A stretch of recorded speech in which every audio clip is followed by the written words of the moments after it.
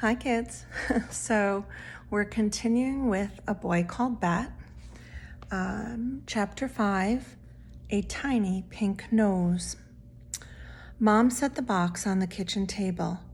Is it sleeping? Bat asked, his voice in a whisper. Probably, Mom said. Babies sleep most of the time. What is it? Janie asked. Bat, do you want to open the lid? Bat didn't answer. He was too excited. Very carefully, he lifted the lid of the box and peered. Inside, Janie stood behind him, breathing on his ear. You're breathing on my ear, Bat said. Janie ignored him. It's just a bunch of rags, she said. Mom walked around to the far side of the round table and reached into the box.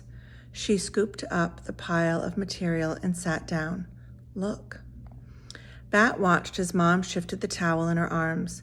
A pink nose, no, not a pink nose, a nose, peeked out, a tiny pink nose, and then two slanted closed eyes, a forehead covered in downy fuzz, little ears still curled tight against its head.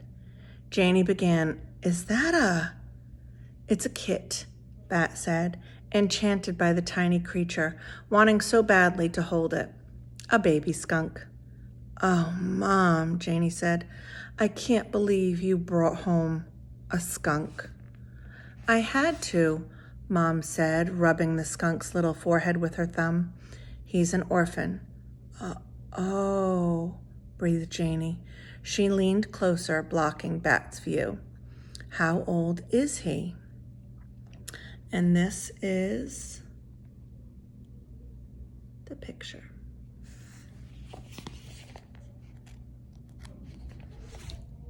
Let's turn the page here.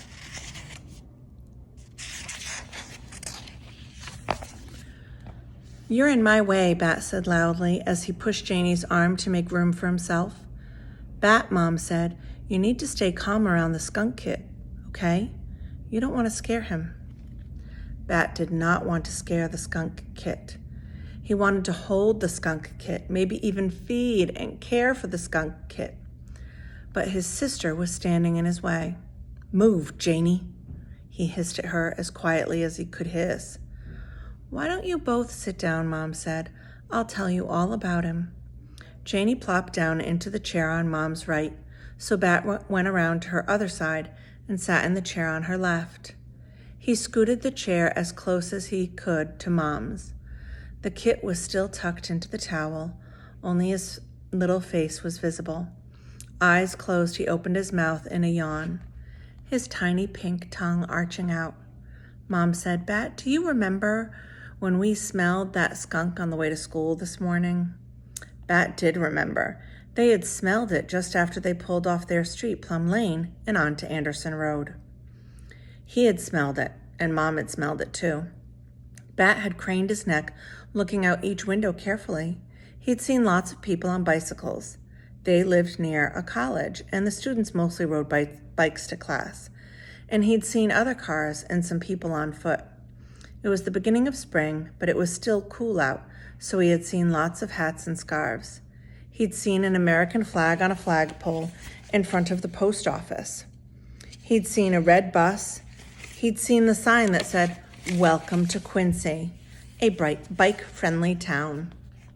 But he had not seen a skunk. Bat nodded. I remember.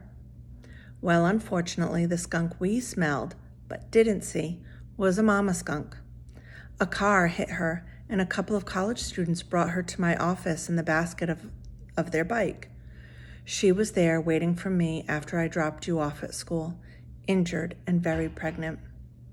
Is she okay? Janie asked. I wish I could say she is, Mom answered. I wasn't able to save the mother or the other baby kits. Only this one lived. I was able to check the mother for diseases, though, and luckily she wasn't sick, which is a good sign that the kit isn't sick either. That's awesome, Bat said.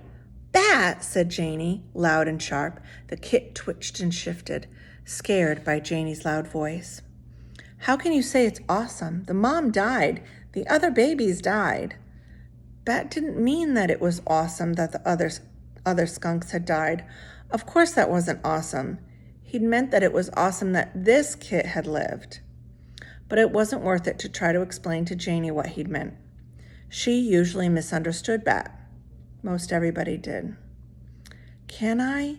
Bat reached out for the kit, wanting so badly to hold him that his fingers twitched. We can't keep him, Mom warned. There's a wild animal rescue center that we can give him to in about a month, but they're too busy to take him just yet. So we can help him get bigger and stronger before we send him over to the experts. They'll raise him until he's ready to be released into the wild, when he's about 5 months old. Then she passed the tiny kit wrapped in towels into Bat's arms. The kit was so small that Bat couldn't even tell he was in the towel, except for the tiny face that peeked out. He cradled the bundle in his arms.